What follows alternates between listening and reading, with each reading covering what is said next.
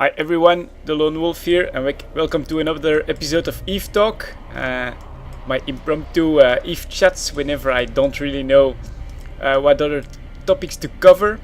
I'm once again on a trade run in the Dixie, and I have quite some planetary interaction stuff with me. I actually emptied all my planets because I'm going to look into another setup.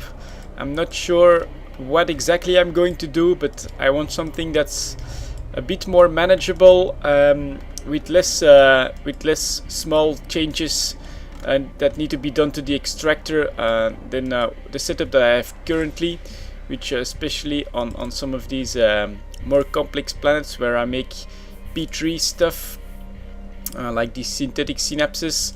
I have 2 P2s then to cover and 4 different P1s, so that means that I have to switch the resources from my extractors quite often. So maybe I'll go for like one manufacturing planet and then just 4 resource gathering planets or something like that. I'll look into that later. But what I'm actually most interested in is to see how the mineral market is doing, because I want to unload some of them. We still haven't heard anything from Hulkageddon, so let's take a quick look at Tritanium. A buy order of 433. That's pretty high.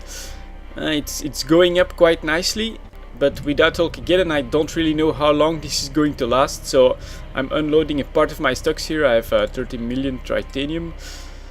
Let's just check that the buy order can handle it. Yeah, 155 million, so this should be the whole lot, 127 in one go. And I also have some 5 million Mexel. Let's have a look at the market details here. Practically 50 ISK. It was somewhere around 46.70 before, so that one's also rising nicely. I'd say this is probably around a third of my so that's 255 million almost. So I'd say that's probably around a third, fourth, something like that of my current stocks. But I want to unload these now because I feel it's a good opportunity. Let's have a quick look. I have some 1600mm platings, rolled tungsten. So that's like that's a pretty small margin. I can just sell it like that. And I also have an 800mm one. That's a very small margin, so when it's this small, just like 50,000 ISK, something like that, I just do a quick sell order. For the rest of the market chat, let's also have a look at what the plex prices are doing. 478 to 488. That's pretty much the same as in the last time I was here to check on the prices. So it's flattened off a little bit. 3-month table. Let's have a quick look at the 6-month table.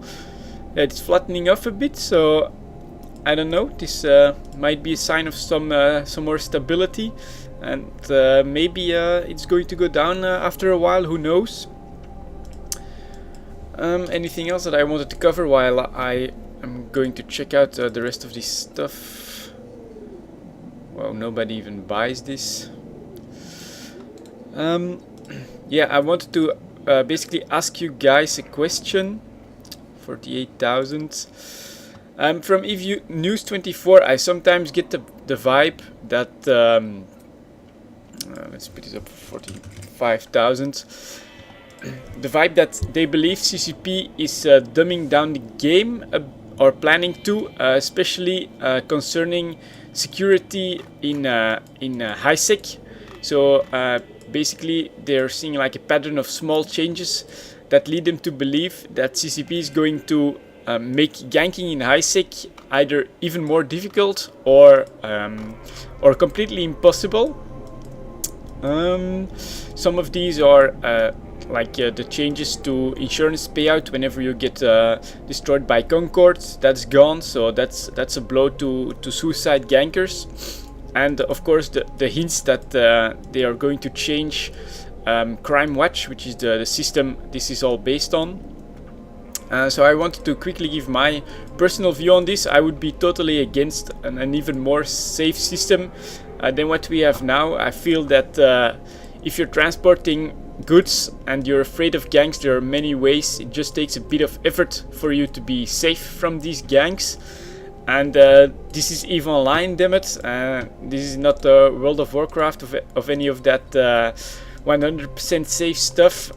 You know that there is risk everywhere and you have to keep that in account. I feel that suicide gankers already have to put in a decent amount of effort and planning and everything like that, and it comes at a cost.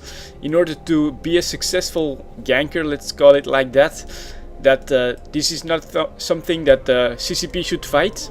The only counter argument I can find would be that a new player might have like just bought his first Hulk or moved everything he owns in one go and then loses like 90% of everything he's earned over the last few months in a single suicide gank. That this might discourage him from continuing to play the game.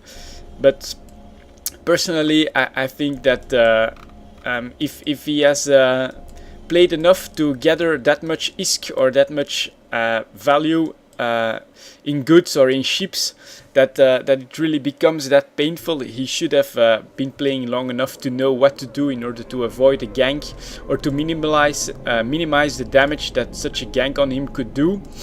So I'm going to enter capture score quickly to continue the talk.